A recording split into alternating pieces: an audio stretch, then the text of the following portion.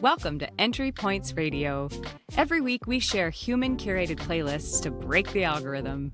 We're going to take a deep dive into new tracks, new humans, and new sounds to fall in love with from around the world. I'm Kate Bass. And I'm Richie Stagner. We founded Global Music Collective to discover and create new music across boundaries. We've spent the past decade meeting fascinating people in over 50 countries. These are the real songs and real stories that we share with real people along the way. This is Entry Points Radio. We're back. Took us a few times, but here we are. Oh my gosh. Richie is currently moving from place to place right now as he gets himself settled in Los Angeles. And it's funny because some places he's at have Wi-Fi that's not all that different from the Nigerian Wi-Fi we experienced. And aren't you in Beverly Hills right now, by the way? Which I find extra Beverly funny. Hills, exactly. Like, I don't know. I just figured everything in Beverly Hills would be luxurious, including the internet. Yeah, you got a lovely painting behind you. Thank you. That's okay. It is. The people listening won't know that the internet's bad because it will come through well. That's right. I hope so.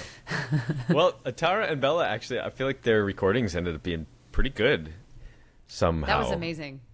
Yeah. This whole software that we're using is interesting. It records people's tracks on their computers and saves it to a cloud so that even if our internet connectivity is bad during the meeting, it comes through kind of perfectly afterwards. So that's cool. That's a Super positive for modern technology. Another win. Another win from modern technology. Before the robots take over. Well, anyway, Richie, how are you doing? How's everything going? It's good. It's good. You mentioned that I'm moving. Moving is stressful, and life changes are stressful, and we are in Los Angeles, which is stressful itself. Like everything's expensive and hard to get around. But all things considered, I don't know. Like life is good and life is positive. I feel like the last couple weeks for us have been, outside of our just personal lives, like a little stressful as a podcast, as an organization, trying to navigate, viral posts and how do you decide like what to say on your podcast. And I feel like it's been a very deep and heavy couple of weeks, to be honest. I don't know if you felt that too. Yeah. There's been a lot of editing. Oh, yeah, I felt it. I mean, come on. I think I cried in like the last 2 podcasts we filmed. It has been intense. It's not like, it's just interesting. Going viral is weird. It's like you go viral and your phone goes nuts. And then all of a sudden it's like back to normal. And, 10 people see the post and you're back to like, oh, okay. So we're still like working our way up. But yeah, it was an interesting experience. It was. I think also, Richie, to be honest, like we were talking about it last week with Bella and Tara, but it's important to keep the discussions going about everything going on in the world. And sometimes it feels like a lot to bear once you go into that. And you can't like turn a blind eye, but life also goes on and there's all these normal things that happen in life. And it's just weird. It's weird to be living in this like computer world with our friends around the world talking about all of the like deep stuff that's going on everywhere. And then, I don't know, getting a taco down the street and, I don't know, answering emails. I don't know. Yeah. Well, we carry on. And that's, I think, part of the nice thing about music and what we're doing. We get to meet people, and as part of music life, you just like immerse yourself in what makes you feel good and in the moment. And I guess it's like kind of hedonistic in a way. Like I need to feel good, so I'm going to sing songs that make me feel good, or I need to complain or protest or whatever. I have to admit, like with the last few weeks, it's been heavy. So I've tried to kind of like refresh my playlist, my algorithm this week, and so I've created a playlist that's a little more like just like feel good, and I didn't dive as deep as I normally do. Like you've noticed the last few weeks, it's been, this song is a great song, but it's about a massacre or a bombing or something, I think I needed to come out of that for a week and just listen to something different. Yeah, same with me this week. And honestly, my playlist this week was literally just when something came up, I like put it on my playlist. And it's been interesting going back and researching what I ended up putting on my playlist. Because it's just it's very interesting, like the backstories behind all the songs that I was just like, oh, that's lovely. Like something popped up on Instagram or, whatever. So yeah, I'm excited. Should we jump into it? Who should go first today? Oh, I want to feel yours first out. That's a weird way to say that. I want to feel yours first out.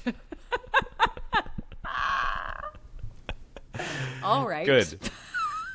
Let us feel mine first out. We shall. Maybe. Now. You know what? Or presently. Hopefully, I say. I don't even know what you English can't even blame your Wi-Fi that for was that. meant to form. Yeah, that was just me. That was me talking. No, not.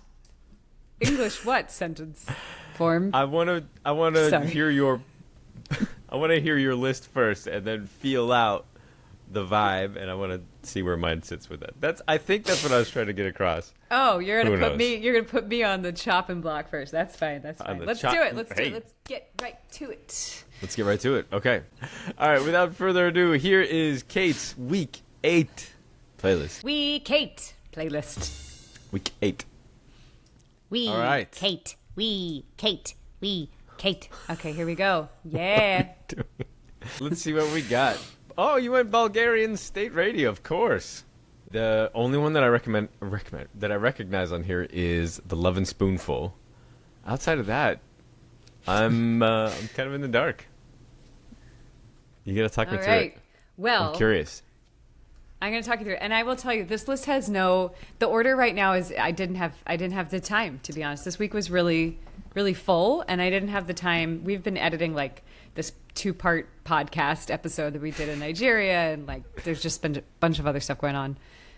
Global Music Collective has a bunch of other stuff going on that we've been working on this week, so I did not have the time to organize things. So I'm going to start actually at the bottom, and I'm intrigued because I have brought up Hadestown before. Last night I went and saw the movie version of the Hadestown musical. I have really enjoyed and appreciated a lot of the music from this Broadway musical for a while now, but I've never gotten to see it live. I had a lot of thoughts. It was really interesting seeing. I've performed on Broadway. I'm a musical theater performer in one of my many iterations of Kate. I am a musical theater performer. And I do love Broadway. There are things about Broadway musicals that I love a lot, and things that I sometimes find a little bit silly.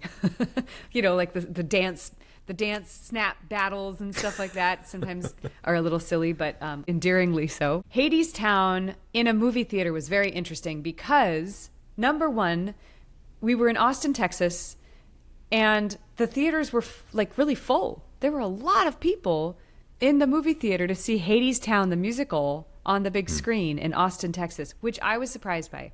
There's something about seeing a play on stage, and you get the energy from the audience, you get the energy from the people on stage, you get the energy from the band. There's a whole different experience. And it was kind of funny because Hadestown, turns out, is this very New Orleans jazz-inspired musical. And it has all of these big ensemble numbers and flashy lights, and and you can feel the energy from audience to performers. And it's weird to be in this quiet movie theater just while everyone's dancing and everything. Anyway, I had a lot of thoughts about Hadestown. There were things that I really loved about it, and things that I wish they took further. But I would say the number one thing that impressed me the most about Hadestown was the performers. Absolutely unbelievable. And I didn't know which song to choose. There were a lot of songs I wanted to choose that moved me. There was one called Why We Build the Wall. That goes back into the protest discussions. And then there was another song at the very end that I loved, and actually I might switch this to that at the end. I don't know the title of it, but here's the thing. Hadestown is about Orpheus and Eurydice. Everybody knows this myth. I have seen a million operas and ballets and plays and storytelling versions of the Orpheus and Eurydice myth. Okay, so Orpheus is a singer, and he falls in love with a person named Eurydice, and Eurydice dies. And Orpheus goes through this crazy epic journey to get to the underworld to take her back. But so Hades fell in love with Persephone, who is the goddess of spring. And the reason why we have winter and summer and spring in the seasons is because for half of the year, Persephone goes into the underworld to be with Hades, her husband, and becomes the queen of the underworld. And for half of the year, she goes above ground and brings the springtime and the flowers and the sun and the green. So when Orpheus goes into the underworld to save Eurydice, and Orpheus ends up moving Hades to release Eurydice to him. But Hades says, I can't just give the human this, so I'm going to give it on a condition. And the condition will be that you can lead the love of your life out of hell, but you have to walk the whole way with her behind you, and if you turn around to look at her, she goes back to the underworld forever. You don't get her. Huh. And so okay. In the myth, they're walking, they're going fine. They get to the very end, and Orpheus turns around, and Eurydice goes back to the underworld. It's a tragedy. Every single time, you find yourself as an audience member being like, maybe this time, like maybe they'll retell the myth, you know? And like I don't know why, but it's like, why do they keep telling the story over and over and over again?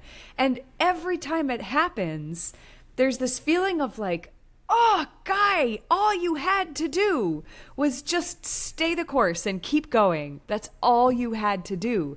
And yet he still turns around. And there's so many like interpretations of this that like, oh, maybe Eurydice gave him reason to doubt and he turned. Maybe it was something else caused him to turn. But in this musical version, what's fascinating is that there's no explanation. They're at the very end of this epic journey. They're about to see the light and get back to the human world. And he just turns around and he goes, it's you. And then she goes back to the underworld. And it's so tragic because it's so like, why? And anyway, by the time you get to the end and that happens, the guy who plays Hermes comes out on stage and he sings this song that he's kind of like, why do we keep telling the story? It's so sad. It's so tragic. And yet we keep telling it again and again and again and again. There's something about this idea that we have to keep hoping that this time it'll be different. Why do we keep telling the story when we know that inevitably it's going to end this way? And it made me think a while back, Richie, when you and I were talking about that quote from Martin Luther, if the world were to end tomorrow, I would still plant a tree. Mm-hmm. And I don't really have a whole lot of answers or reasoning for it, but it's just on my mind because I saw it last night. So I'm going to put that song on retroactively. The song that I did put on is All I've Ever Known, which is a song sung by Eurydice, and I just liked it when I heard it last night. But really, the song I wanted to put on was the last one, and I just forgot because I was trying to throw something on my list right before. No worries. That's so interesting, too, that I haven't heard that myth before. Like, I've read a few pieces of Greek literature. I took a class in Greek literature when I was at university. Like, I like it, enjoy it. It's just, I don't encounter it over and over and over and over. And so that is the backdrop of this play is interesting, and I would imagine that some of the people seeing this for the first time, it's ruined for me now. Now when I go see it, I know he's going to turn around. Like, spoiler alert, I've never seen this, so now I'm gonna watch it, I guess, through a different set of eyes because I know what's going to happen now. But it's funny because like, who on earth would think that I would be spoiling an ancient Greek myth that's right. Like super ubiquitous and like as far as I know, you might be one of the first people I've met who doesn't know the myth of Orpheus and Eurydice. I don't. Maybe I should. I've seen enough Orpheus theaters in my life that maybe I just never cared to look, or maybe put the two together. I'm just some lowbrow. I didn't mean it that way. You're not lowbrow, but no, it's interesting. I'm kidding. It's just like you don't really see. Like, I don't know everything, turns out, as much as I'd like to have people believe, and so it is interesting that like this is so obvious and ubiquitous in some circles, and just in whatever circle I'm in, it just I don't know it. I don't mean to be shitty. I would say it's not some circles. I would bet that 95% of people who go to see Hadestown know this myth, and yet we still go to see it. Like I think that's kind of the thing about that song at the end that was so moving to me was like, why do we keep doing this to ourselves? Why do we keep seeing version after version of Romeo and Juliet when we know what's going to happen every single time? Why do we keep telling these stories over and over again? I'm curious now. I want to go see Hadestown and see what see what all this infinite fuss is about. Well, I mean, infinite fuss. I would recommend it, to be honest. I'm still like, I feel like the musical would be so much better in person, but I really do like that we're able to go to theaters and experience it for, $15 and not have to fly to New York City and see it on Broadway if we don't live in a town where it's coming on tour or something. And I don't know, you keep sharing film soundtrack stuff, and I want to keep sharing some Broadway stuff. Okay. Yeah. So moving along very quickly, Daydream came up on the radio recently. No, a different Love and Spoonful song came up on the radio recently, and I had been living in the depths of the intensity of the past couple weeks that you were just talking about. And my parents, we grew up with a record player in our living room, and we had a Love and Spoonful record that my dad would put on all the time, and we would all just hang out and listen to the Love and Spoonful. And Daydream is my favorite song by them. And there was something about hearing that song, and it's just got such a pleasant, the song Daydream has such a pleasant kind of chill vibe. And there it is, vibe. I have to use it in every podcast. Oh, and by the way, this was in Alaska where I grew up listening to the Love and Spoonful. Here we go. Yeah, I know. Anyway, it was just a nice moment of, I don't know, sometimes life, even when there's intense, terrible stuff going on in the world, sometimes life also just feels lovely. And right now it's summer in Austin, and I don't know, I feel like I've been surrounded with nice people and doing fun things, and life feels a little daydreamy sometimes, I'm learning to really love summer in Texas. It's super hot here, and yet there's this all these bugs are singing all the time. It's like you don't just get bird song, you get bug song, which is like little crickets and cicadas, and there's like a certain, I think anywhere you can kind of learn to love, but Austin is actually remarkably lovable. So anyway, that's Daydream. And on that note, I Remember Carolina is by a musician named Margot Kilker? I don't know. She's an indie country artist, I guess. I don't know how I know this song. I don't know if it popped up on the radio or if I just put it on my playlist a while back, but it came on my playlist the other day. And at the end, she says something about Texas, how we're down in Texas eating tacos in Texas or something like that. And it made me think of my friend Richie. He loves the tacos out here. So that was just another it's summer in Austin, Texas. And I don't know. I just moved back recently from living in Mumbai, and it's taken me a while to readjust to not only being in the States, but being in Austin, Texas, which is like it's a different culture than what I'm used to being from Alaska, and having spent 15 years in New York City and living in Los Angeles, it's a different vibe down here. But once you get into the vibe, it's really nice. It's really nice. And on that note, there's another Texas song here by Blaze Foley, although it's originally written by John Prine, the famous country singer-songwriter. Clay Pigeons, there are a couple lines in it that I just really love. It's just like a kind of slow singer-songwriter-y tune. A friend of mine here in Austin had actually given me a vinyl record of Blaze Foley. He sings about how life is just kind of constantly changing. Like, maybe I'll just change my name, move down to Texas, go somewhere I've never been, feed the pigeons, and just kind of start over again. And he says, I'm tired of running around searching for answers to questions that I already know. And he says there's a lot of really good lines in it, and it's just a great tune. And it's again makes me think of Texas, because I literally did that. I just up and moved to Texas. So that's that. And then the last of the English tunes from the morning. I learned about Nick Drake, this album called Pink Moon. Nick Drake is a folk singer, and I learned about him when I was in high school. I had a job working at the Barnes & Noble music department, and I worked in the CD section. And CDs, what's that? Right? I think you and I talked about this a while back, actually. Yeah. I remember flipping through the CDs. Yeah. Anyway, I had this manager named Thomas who would always go like this. He'd go, "Have you greeted the customer yet?" Like, he would make this weird face. Anyway, he was a very nice man. We played Frolf once, but that's neither here nor there, Richie. Anyway, there was a boy there. I was like 18 years old. There was a boy there who worked in the I don't know, like the receiving department or something, meaning the place that got the deliveries of the books and the CDs and everything. And I had this huge crush on him, and we never got to talk to each other, but we would kind of like smile at each other when we would, pass each other in the Barnes and Noble where I worked at the last, my senior summer of high school. And then one night there was like a party at someone's house. And I think his name was Sean. And this guy, Sean, he was like roommates with the person, and he was moving back to Seattle where he lived the day after. Oh. And I'm sorry, Mom, I was 18. We had a blueberry beer. I remember this, a blueberry beer. And we sat on the rooftop of his house. Like there, you could like crawl out the window and sit on the rooftop. And we were like looking at the stars, me and Sean from the receiving department of Barnes and Noble, drinking our blueberry beers. And I remember 18-year-old me being like, I could fall in love with him.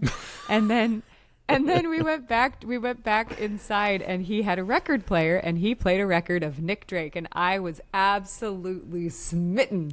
How could you not be? Wow. I have no idea what happened to him. I never saw him again. We never spoke. I don't even know who he is. But to this day, when I listen to this song, it's not that it makes me think of my crush on Sean, although that was like a cute little story along with it, but it makes me think of home. It makes me think of Alaska. It makes me think of that night on the roof in an Alaskan summer, just like not really much to worry about. And I think you'll like him, Richie. It's just, he's got a very peaceful sound. It's not, there's not a whole lot going on. It's just a guy and his guitar, but he does really beautiful fingerstyle guitar. Not a lot going on. You'll like it, Richie. No, I just mean it's peaceful. It's real simple for you, Richie. I know you don't know anything about Greek mythology or fine arts, but it's very simple. That's not what I meant. Thank you, Kate. That's not what I meant.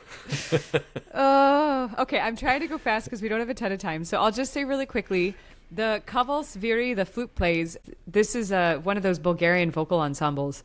And it's just, I found it, there's something about Bulgarian choral music that just feels like our ancestors calling in a way, I mean, there's just this very primal ancestral sound to it. And I don't think, I guess I have Lithuanian ancestry, but we're all, as we talked about last week, like we're all from so many places. But there's something in that song that I felt this like, oh, the ancestors are calling. It's just really cool. Nice. So that's that. And then, okay, so Nassini Eldonia is Ragheb Alama. I don't know if that's how you say it. He's Lebanese. I have all of these Lebanese friends who are singer-songwriters, as we spoke about a couple weeks back with my friend Vincent and the songwriting group that I had out there. And a couple of them have been reposting these, like, in English we say I love you, but in Arabic we say, your love is like the stars that light 1,000 eyes or whatever. And this is one of them, and the lyrics were really beautiful. It's a beautiful love song. And it's just kind of fun to hear like famous Lebanese pop. Like I would bet that this is the equivalent to like Celine Dion or something. I don't think this is their most recent indie pop music, but it's really beautiful and his voice is just stunning. So that's that one. And then another Lebanese singer on here is Jahida Webe. I don't know. Nomad's Land is the other Lebanese song on this. I didn't intentionally put Lebanese musicians on, but my dear friend Melissa, who we should have on here, she's a beautiful singer from Lebanon who is also in my songwriting group, who now lives in Kuwait and teaches voice, and she's just an incredible singer, incredible human being. I just adore her. She had reposted this on Instagram, and I checked it out. And I was like, oh my God, she's really good. Or at least she reposted a song by this woman, and I found that one, and I loved it. So that's that. I'm moving fast. I'm almost done. Do you have any questions? I'm just talking. No, funny you mentioned Instagram. I feel like that's how a lot of people like discover music now is by TikTok reels or Facebook reels or Instagram reels or whatever their stories. And when you're going to select for your own, you have to start typing things in. And usually, this is how I do it. If I have a reel that's about like I'm having coffee somewhere, I'll type in like coffee just to see if there's a song about coffee. I don't know. It's and it's so rudimentary, but you scroll down through a few of them, and then immediately it's like, all right, also Ed Sheeran or Snoop Dogg or Phoebe Bridgers. We always pick on Phoebe Bridgers. Phoebe Bridgers. Poor Phoebes. But it's like I know that they're trying to like get me to put some of the stuff that's more famous in there. Yeah. But it has nothing to do with coffee, or maybe the vibe is like coffee adjacent. I'm like, stop, just like give me all coffee songs. That makes me miss like the old Google days where it's just like you Google something and it just gives you the most rudimentary, boring, but thorough list of things that are coffee related. Right. Not SEO optimized. Exactly. Everything's optimized now. That's one thing. I have to say, the one thing right now that I've been enjoying with Instagram, talk about algorithms, is that when people repost something, that's not the algorithm. That's like a friend who is sharing something that they like. And so it's a little bit different. Like since Melissa reposted this singer, she had heard that singer and reposted it to her friend group. And so I got to see it. And it was as close, I think, as it comes to what we're doing with entry points. Just a little bit less, intentional. But I agree. It gets a little bit tiring to just like type in coffee and you get Black Coffee by Sylvan Esso, which is like a great song. But yeah. Anyway. Java Jive. Don't even get me started on the Java Jive. I like the Java Jive. Don't get you started on it either. Do you know, for those, go ahead, please. Well, it's this like, it's been covered so many times in a cappella, and I find it so cheesy and corny, and it's like, I don't know, I think Manhattan Transfer did it years ago. That's how I know it. Fabulous. Like, they're just this incredible group and they've had so many albums and... Sounds like it's going on the playlist, Richie. No, it's not. I'm not... I will put some Manhattan Transfer on there. Just no Java Jive, please. A Nightingale Sang in Berkeley Square is one of my favorite. Fine. That can go on there. That's allowed. A cup. Don't. You know what I love is that half of the people listening to this podcast probably don't know this song at all. What's this? Don't listen to it. Don't Google Java Jive. I think it's... Google Java Jive. You will laugh. Look, there's no accounting for taste, and my taste for the song is bittered, and I don't want it. But you might love it. It might be your jam. Might be your jive. Java Jive. That's right. I don't call coffee Java. I don't call music jive. It's very just so fair. And it's very like, fair. I'm that not reminds me of a excited. singer. That makes me excited about a singer. I'm going to try to remember to put on my list next week. Okay. We'll talk about that. I've got a grump about jazz singers in today's day and age, and there's a new jazz singer who's amazing. She's like everything that most of the jazz singers I find annoying are not. Grump Her name solved. is Cecile McLaurin Savant, I think. We'll see. You know her? You know who she is? You might see her momentarily. It's like we're friends or something. It's Whoa, like whoa, we're whoa. friends or Take that, something. algorithm. This is the algorithm. Okay. Let me finish my list so we can get to your list. Okay. I feel so smug right now. Okay, so Camille Faux. Oh my God, so interesting. I know you feel smug, but I'm gonna go fast so we can. Okay, Camille Faux is a singer from Russia. I again found her on Instagram. The algorithm actually delivered her to me. It wasn't even through a friend. I looked her up because the song was amazing and she was so cool. You've got to listen to the song. I was so blown away by it, and I just looked her up before this, and because who is she? Camille Faux. Her name is Kamila Kusova. She is from the Republic of North Ossetia, Alania in Russia, which I'd never heard of. And I said, okay, what is Ossetian? It refers to an indigenous ethnic group native to the Caucasus. An indigenous ethnic group native to the Caucasus Mountains region known as Ossetia, and they speak a unique language. They are descendants of the Alans, a group of nomadic warriors from the ancient Scythian Sarmatian origin, which I learned about this when I was out in Turkmenistan, which is just kind of interesting and random.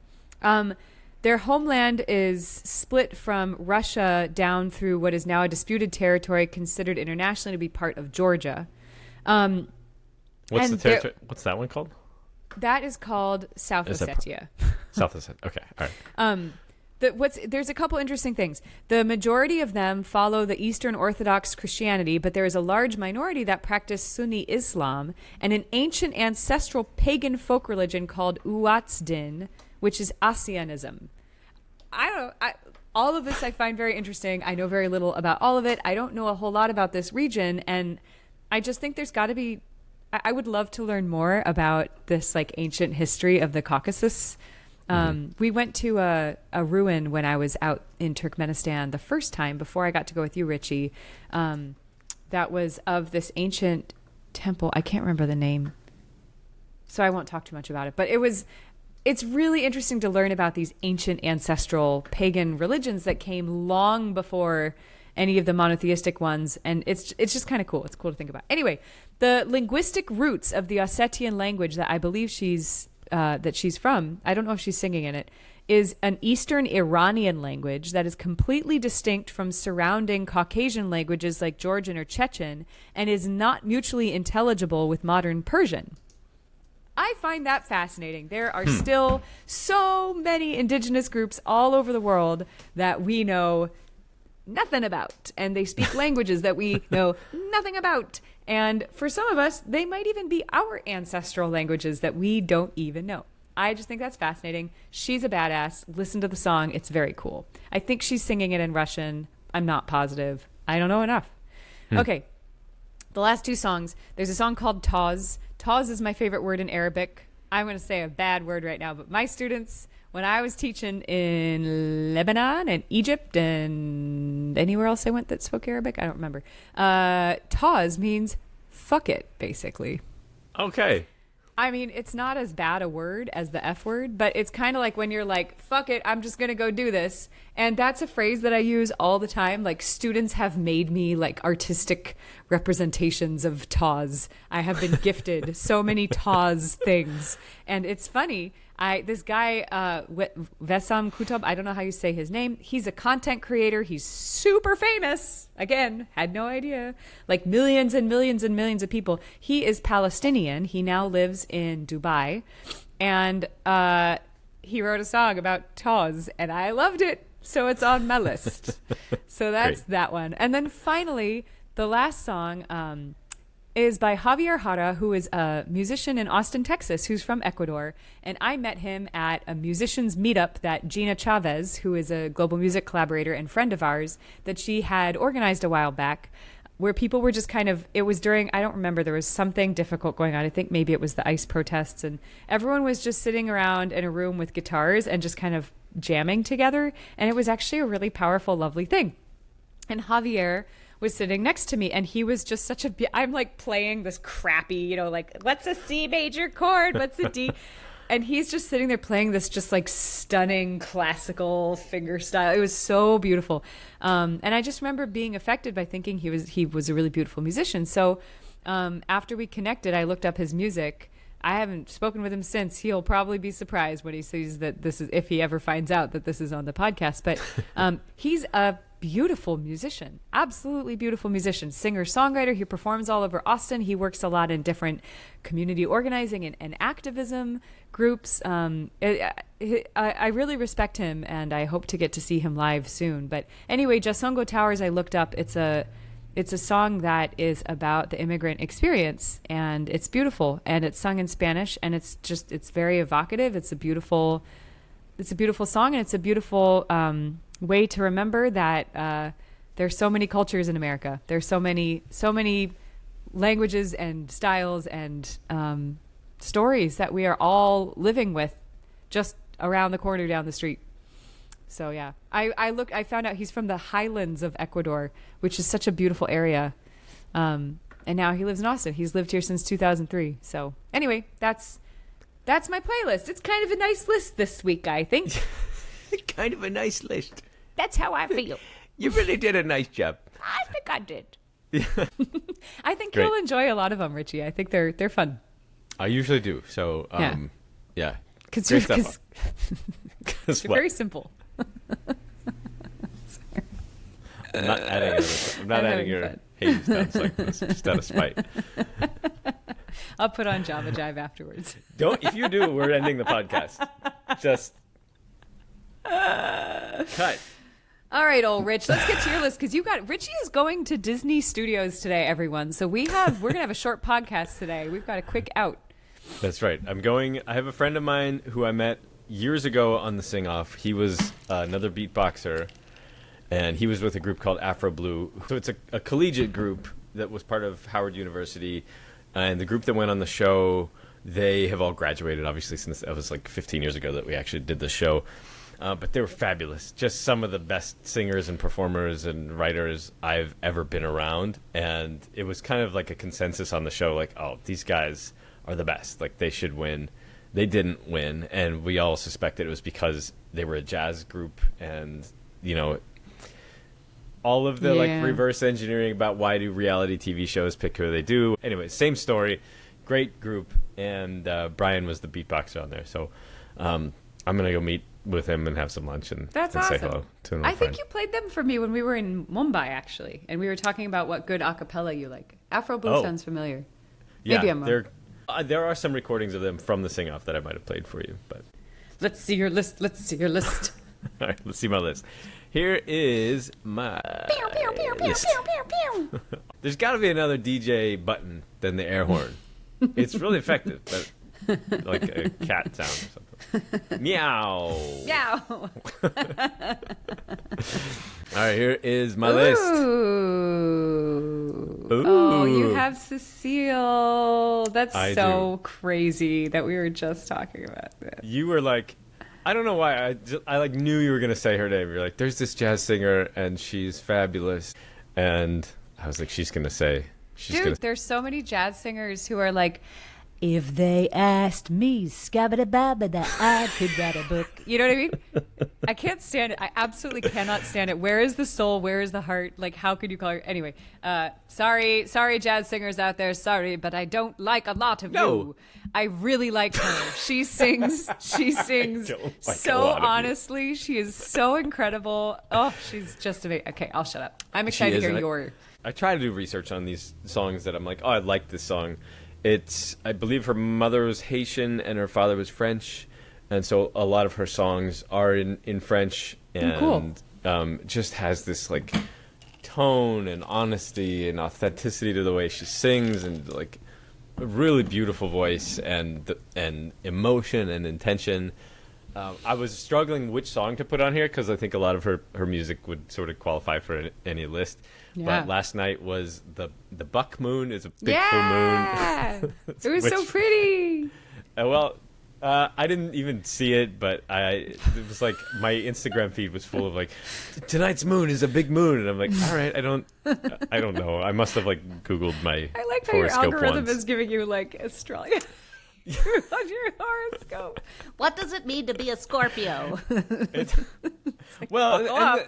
Anytime I tell somebody I'm a Scorpio, they're like, of course you are. And then I'm like, really? I don't know. I don't want to believe it. And I know that sounds lame. Yeah. There's a full moon. We have 2 cats in the house right now, and one of them knocked over the plant last night, so maybe that was the full moon. I don't know. Isn't that where the word lunatic comes from as well? Like when people go crazy when the full moon. Luna. Anyway, so beautiful song, moon song. Check it out. It's on there. It's number 4 on the list. I tried to create a list of songs that just made me feel good. I was hesitant to do this list because anytime somebody's like, oh, it's the feel good one, I skip it like immediately. Oh, interesting. I feel like feel good is synonymous with vapid or like meaningless. It's just kind not of for like Scorpio, Richie. Not for a Scorpio. Exactly. That's my thought. Exactly. Like BBC has this thing where like on I think Saturdays or Sunday they do like the feel good podcast, and I'm like, I don't want that. I don't want to feel good. That's so weird. It just seems not real. It seems like you're really like you're just ignoring stuff to go feel good, and I don't know if I like that. So I tried to create a list that like not just is like it makes me feel good, but like is worth your time. It's like up there with all the other songs that are super heavy that I always share. But anyway, that was my purpose of this. I'm gonna go up from Moonsong and Raconte-moi une histoire. It's M83 is. You love them. I love them. It's one guy as far as I know, but I think he's worked with another artist too. But oh, cool. But I love this album. It's Hurry Up, We're Dreaming. and so many of the songs are just like exploratory versions of like how songs build and grow. And so I don't know, I like this song because it's like this one's so simple. It's like this little kid telling a story, and as you can see by the waveform in there, it just builds. Like each little 4-bar or 8-bar loop is like another addition onto the song until the end is this like big, beautiful, like tableau of songs, to borrow another French word. It's just so much noise, but it's gorgeous. It's lovely, and it's innocent and lighthearted, and it makes me feel nice when I listen. You love a build. Richie loves a build. Yeah. Well, maybe that's a Scorpio thing or something where I'm like, don't bother me, but bother me a little bit. And then if you're bothering me right, you can keep bothering me until I'm fully invested. I don't know. I'm going to jump down the other way to do two at once here. Therapy by Bujera and Mistakes by Basenji. These are two Australian artists. Right now in Australia, it's winter time. It's July, so it's like the coldest part of the year out there. And I remember when I was in Melbourne, I was running this like experiential light music show thing. I was just doing it for like a month or so. And it was cold and it was rainy and it was whatever, but it felt so Melbourne to me, this thing where it's just like you're walking through a mall and there's like a kind of, I don't want to say half-assed, but like sort of like not Hollywood level. It's just like somebody built this thing and you could go do it. And you go in there, it's this kind of like experiential dance music and electronic, and lights are flashing, and it's over in like 3 minutes, and people sit down and then they leave and go about their day. And so I had some like nostalgia, I guess, for Melbourne. Therapy Bujera, his voice is so like, it kind of cuts through the track a little bit, but it's a lower voice, so it kind of feels like I could sing along to it. It's a nice listen. And then Basenji it's like, that's the name of a dog, I believe. But also just kind of like some fun electronic music, and you can kind of see in the waveform it has kind of like these big moments and then it drops back off, and it's just a nice listen. That's awesome. I'm excited to hear your feel-good list. Yeah, it's feel good. It's not saccharine. That's the word I was looking for. It's not just like open a pack of equal or whatever sugar. Yeah, that's the worst. There's something to it. Yeah, it's like some brown sugar. Some brown sugar. That's right. You make me feel so good. By the way, did you know that do you remember that I put I Wish by Skilo on my list a couple weeks back? Did you really? Yeah, like both of us. We both were like, I wish I was oh my God. I put that on there because this, in terms of hip hop music, and maybe you brought this up when you said it, but it's honest, and it's like sort of self-effacing, and you don't really get that a lot, especially now in hip hop. Now it's kind of like, I'm the best, you're the worst, and that's it, go home. Right. And I get that, like, build yourself up a bit, but I always like this song. I wish I was taller. I wish I was a baller. I wish I had a girl. Like it's just kind of like, I wish these kind of things, and that to me is way more charming sometimes than like, I got a 6'4" Impala. Like he says he wants a 6'4" Impala, and I don't have one yet either, and so I just I like this song. I also like this song. I actually only put it on because I was like, I didn't remember how good this song was. So I like that you had a little bit more thoughtfulness that went into it. Well, sometimes you don't need too much thoughtfulness, but maybe I'm investigating why I like these songs. You're a Scorpio. Sorry. I'm a Scorpio. I'm sorry. No, that's the title for week 8. No, he's a Scorpio. We're all us Scorpii are secretly proud to be annoying. All right, so right below that is Hey Ma, that is originally a Bon Iver song, and Bon Iver is lovely, but can be like so depressing. You can like you listen to Bon Iver enough, you're like, I'm not going to talk to anybody ever again. I'm just going to listen to these sad songs, which are all gorgeous and beautifully written, and sometimes don't make sense. But this song was done by the Vans, which they did this on an Australian radio program called Triple J. Triple J has this series that it's called Like a Version, which is itself a play on cute. Madonna's song. But they bring in bands to do covers of other songs, and a lot of them are just spectacular and fabulous. But I was reminded of this from last week, Kate. You brought up a song that you wished had more claro drums in it. And this song, they kind of, they punch up this otherwise very like sad. They put some drums into it, and it's like it's just like a click more energy. And for a song that I already very much enjoy and very much like, it's kind of nice to have like a little bit of like a way out of it. I'm so excited. So check it out. And it's live. They do these live and they record them sort of in a tiny desk sort of fashion. Is this the radio station you were talking about on our first episode? It is. And it's something that I've really loved about Australia is that they still support and prop up local and smaller artists in a way that actually gives them some clout and some credit. So, this band, they got a little bit of a boost from this. And so now they're getting more plays and as you share all these other bands on here and artists that maybe are famous in their own right or don't get the plays, but they're spectacular musicians. It's nice to see that there's a path still rather than you just have to know somebody at Universal or Sony, and if you don't, then too bad good for luck, you. Pal. Hopefully you look good on camera. Yeah, exactly. Well, and then you have to sell your soul to go viral. Anyway, I'm going to go down one more to Song of Happiness. For your feel-good playlist? For my feel-good playlist. That sounds so cheesy, and I was hesitant to put it on there just because the name of this song is like Song of Happiness. It sounds like a kid's song. But it's by a band called Acapelago, which is an acapella band. They're Filipino, so the play on it is like it's an archipelago. And it's really clever. The song is kind of just like syllables of them singing together, and it's lovely. And it reminds me that sometimes, like, if I'm feeling bad, if I'm feeling too heavy or sick even or whatever, if I just start like singing a little bit and humming or beatboxing, oh, God, yeah, you feel better. It's insane how that works. Yeah. And when you do this with other people, when you sing with them, even if it's just like sort of nonsense syllables or a melody that's really simple, you feel better with them, and your heart beats literally synchronize, and it's really spectacular. Singing and it's 100% human. Yep.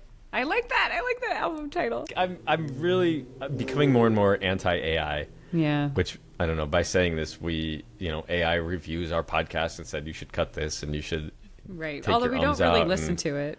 We don't. That's fair. We've stopped using most of it. Yeah, usually it's like, take this out because you're rambling. I'm like, well, that's how I talk. That's the point. That's like actually the point of the podcast. Exactly. So ramble on. And isn't that interesting? Like, optimizing is such a load of crap for some things. Like, I get it for some stuff, but when it comes to making a podcast or like talking about art, the idea of like optimizing for time or whatever means that we would cut out all of the interesting, fun stuff and just be like, and my next song is this, and it is good because of this, and or like whatever the viral hook could be, anything we say that could be inflammatory. Like, you keep that. I'm less and less convinced that it's the future. Although, who knows? In 10 years, I'll be wrong. I'll be sitting with my 3D glasses. The robots will be telling us what to do. Yeah, comatose. Yeah, exactly. They crave electrolytes, these guys. I'm going to jump to the very top. These two songs, if I put these on, it's immediate good mood.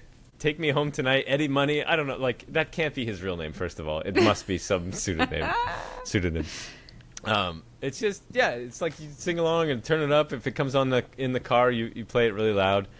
And it's just like one of those eminently singable, sing-alongable 80s, 90s songs where it's just like big songs and big choruses.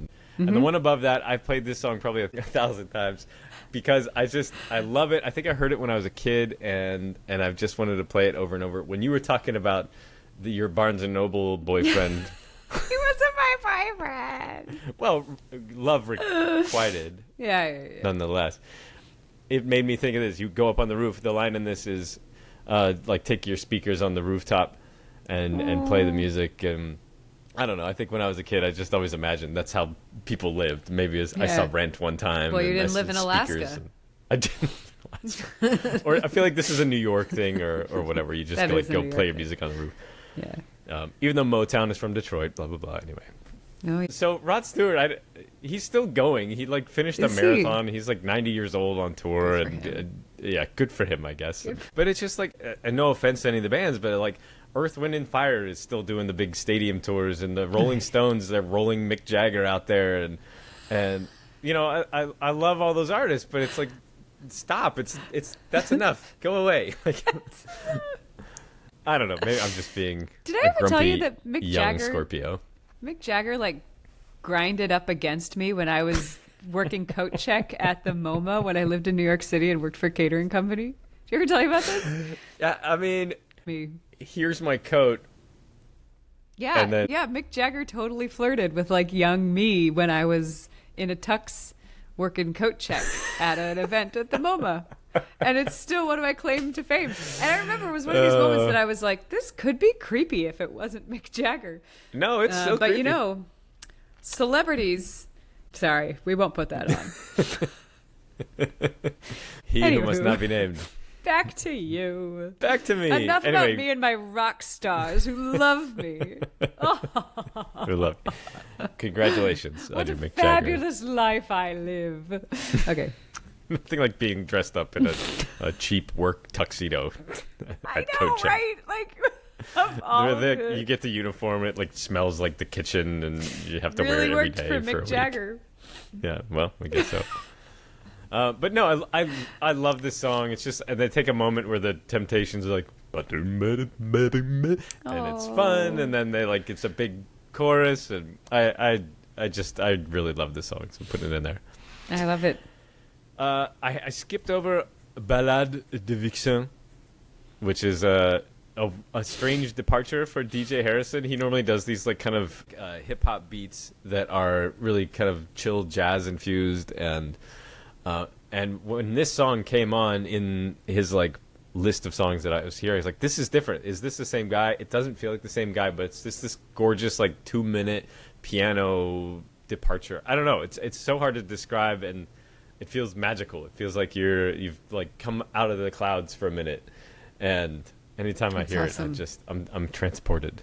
So That's awesome. shout out Ballade de Vixen by DJ Harrison. You kept saying Ballade de Vixen. Ballade de Vixen. Why can't we just... Nothing's more fun than Why doing an can't we be overly normal? French accent. I don't know. Nothing Who is knows? more fun. Nothing in life is more fun than doing an overly French accent. I don't. Nothing. I had a conversation with my friend Jeff, by the way, and he suggested that we are entering a phase of neo-Dadaism, where nothing matters and ridiculousness is the order of the day. That sounded like so pretentious, me saying that, especially describing being ridiculous. But I think you see stuff online now, and it's like the more ridiculous it is, the more it kind of makes sense, and people are really okay with just nonsense. I'll have you know, I saw an opera a couple days ago at a place called the Dada Lab, and a friend of mine was in this opera, and the opera was a one-act contemporary opera that had 2 microplastics that had survived like the great end of the world, and they were swimming around in the sea of like goo or whatever, and the 2 microplastics fell in love with each other, and then they met a tardigrade, and this tardigrade was like into polyamory, and the 3 of them formed a polyamorous union until they all died for some reason, except then the tardigrade ended up living at the very end, and it was like life prevails. So Dada lives on. You're correct. The classic Orpheus. Classic Orpheus. You don't know that story? What do you mean you don't know that story? How could I not? Everybody knows that story. Yep. Anyway. All right, I'm finishing this up. Yeah. Have Richie's I closed gotta up? go. I got one more. Robot Rock / Oh Yeah. Oh yeah. Oh Yeah by the inimitable Daft Punk. This is from an album called Alive 2007, where, as far as I could tell, they recorded themselves live in what is like a spectacular, real remixing of their own songs and replaying of their own music to a live crowd. I suspect in the deep recesses of my brain that they re-recorded this and put the applause in there because it's just so good. But I used to listen to this to get pumped up. When I first came to LA, we were recording a TV show. I had to get like psyched, and I would put this on in the morning to like get me ready to do my thing, and I'd be super focused. But it's so good, and like they mix their songs in, and all these samples are playing at the same time, and it's so like cathartic, and everything lands. This is, I think, the first song in the album, but start this and play the whole thing if you need like an hour of like semi-intense but very recognizable and well done electronic music from some of the pioneers of this stuff. It's so good. I'm legitimately so excited. Punk, but but not this They're song. the two guys in the like spacey helmets, and they did Tron. They hated doing the Tron soundtrack apparently Really? because Why? because they had to like dumb everything down for film. Because, you know, you can only have the bass playing because it crowds out the vocals or whatever. Yeah. That was word on the street. Yeah. But I love it. Anyway, that's my awesome. list. Richie, I genuinely, like, as soon as we end the podcast and I make my lunch, I'm going to play your list. I'm really excited for your feel-good list. I feel like my list is a different kind of feel-good, but I like that our lists this week are kind of just like, I liked this. Yeah. That's well, it? That's it. I like this. Well, Yeah. I mean, that's like, why do we feel good? And maybe that's obviously a bigger question, is like, what's the difference between like happiness and joy? And, you know, is catharsis is one of the best feelings, but to get catharsis, you really have to go through, you have to cross the river Styx and meet Hades. And Look at you. Bringing it yeah, back. like, you really, like, our happiness and quality of life as human beings, I think, requires a lot of depth rather than just sort of, like I said earlier, like a saccharine.